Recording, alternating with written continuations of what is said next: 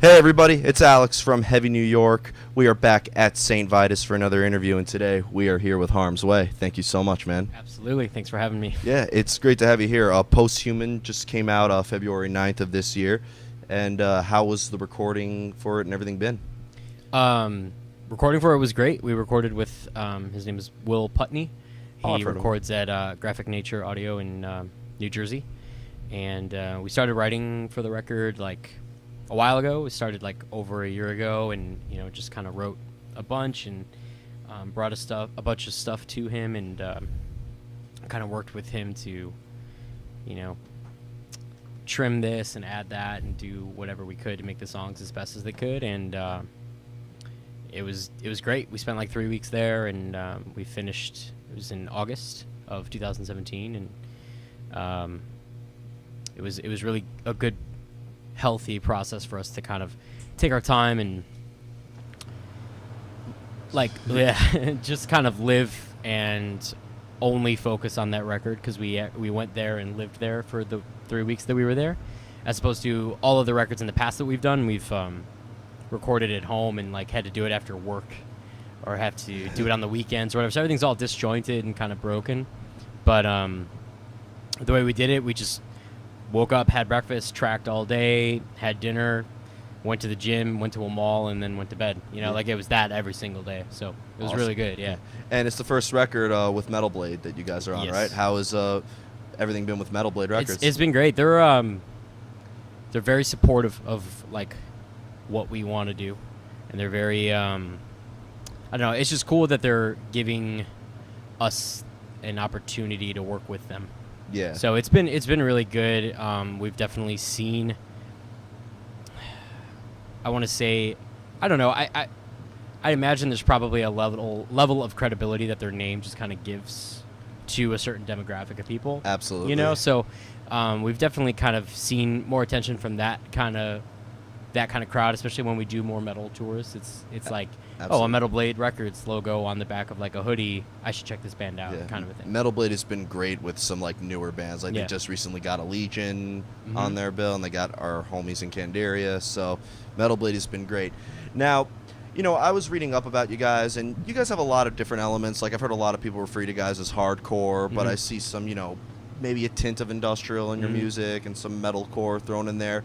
So, bottom line is, do you kind of have like a way of how you classify yourselves? I've said this in other interviews before, but I really stand by it, so I don't mind repeating myself. Title Fight, Nails, Turnstile, Citizen, Twitching Tongues, they're all hardcore bands. Yep. Doesn't matter what you sound like. It really has nothing. That doesn't matter to us at all. It's all about like the mindset, the work ethic, the DIY kind of thing. Are you willing to play a basement and then willing to play a big tour? Yeah, absolutely. And it's all about kind of like your roots and where you came from.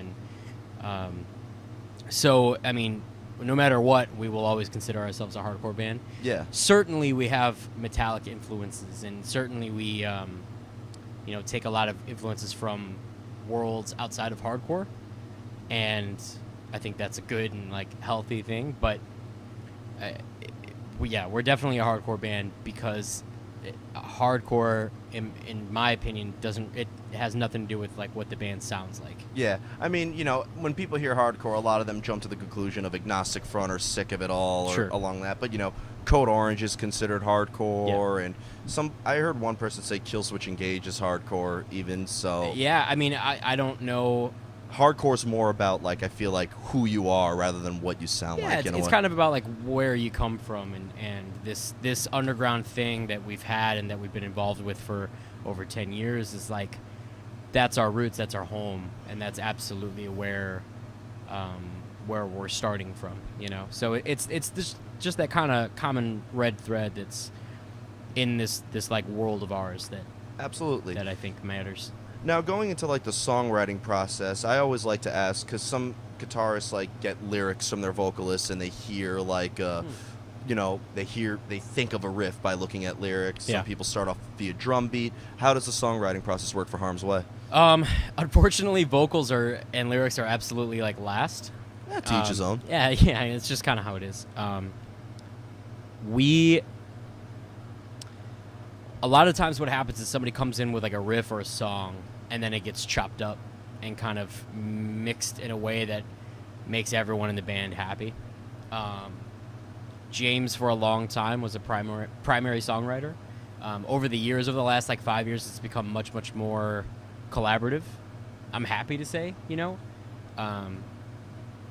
and Nick recently joined the band, and he's a truly incredible like guitar player, and just like I would consider him, like the rest of us are like guitar players, but Nick is like a weird musician, and he just like understands things that I don't really think about, and he wrote a lot, he contributed a lot, and then there's a whole song.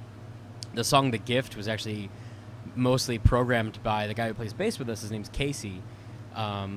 He just like gave that to us. It was like, here, we thought you might like it, so added some vocals to it, added some guitars to it, and that's pretty much it. That's how it turned out on the record. Yeah. So that's very collaborative. And then there's also stuff like the song "Temptation" was mostly just Chris and Nick just kind of jamming. I think James helped out with some stuff too, but really that just kind of came together in the demoings before the studio, and then once we got to Will's, and then the song "Last Man" we wrote together at the studio because we wanted something kind of faster, something hard hitting early on in the record, and we had time, so we put it together. Yeah. So it's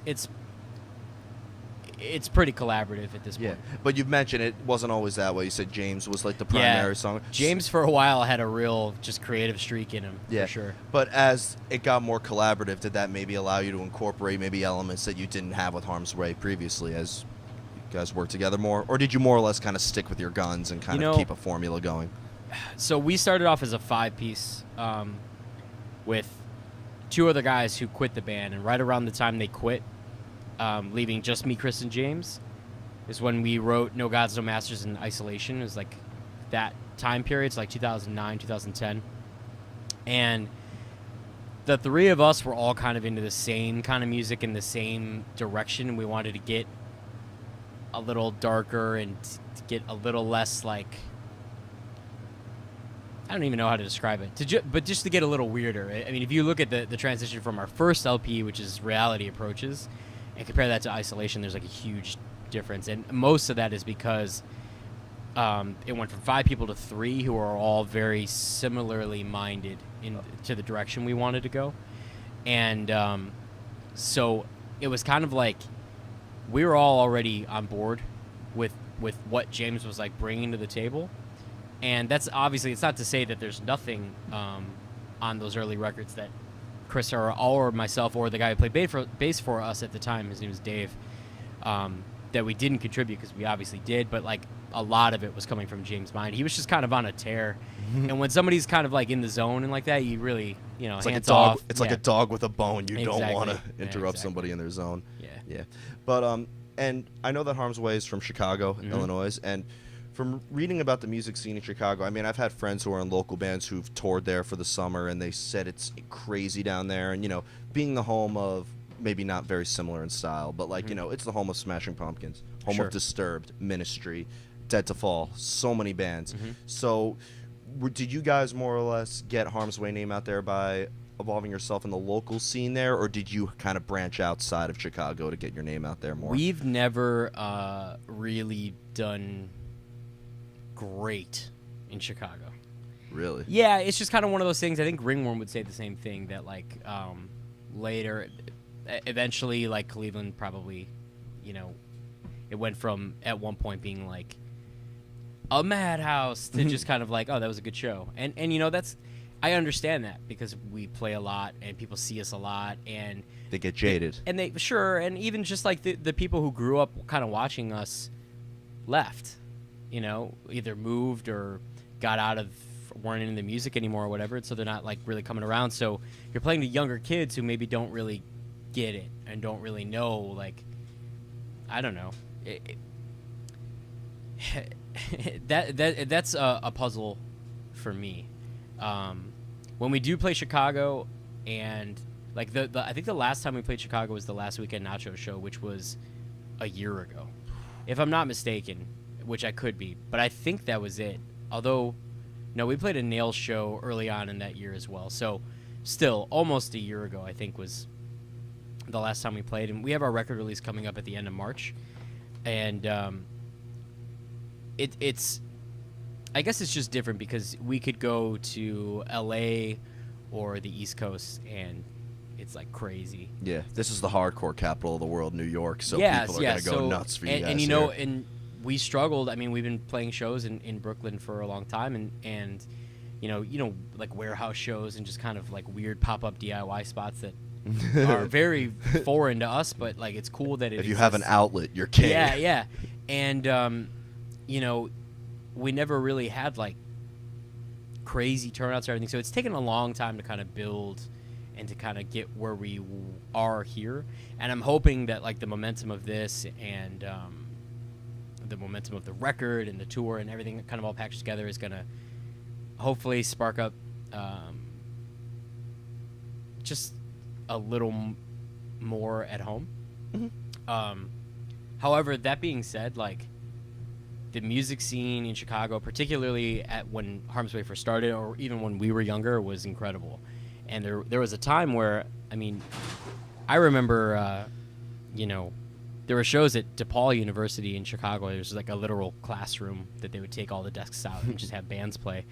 And I remember a lot of the early like Boston Lock and Out bands would come through, and there would just be hundreds and hundreds of people for these shows, for these like completely hardcore shows, you know. And a lot of those people are the people. I mean, that's where we met. Chris and I met James, where at shows like that.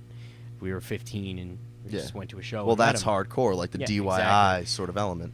So I don't think it's really like that. However, I have to say that like I'm kind of talking out of turn because when I'm home, I work full time, and when I'm not home, we're here, we're doing this. So I don't really make it out to as many shows as I used to. You gotta quit. Well, yeah, you know, I'm it's not kidding. it's not that I don't want to. It's just that like life is happening, and like Yeah. I can't always. I work on the weekends, and blah blah blah. So I don't always make it out to shows. So I know that there are people in Chicago who are doing a ton of work with Milwaukee and Northwest Indiana and Chicago and Rockford and stuff like that. So there are people who are doing it, and I know there's a whole current of like younger kids going to shows and making bands, and that's awesome because that's what we were doing 15 years ago.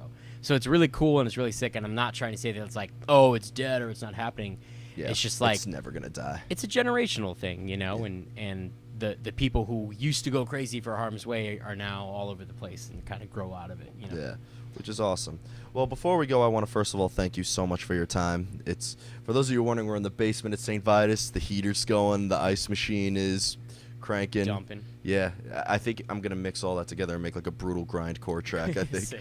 But Posthuman is out now. It's a brand new record, and the record is awesome. I see a lot of great success Thank happening.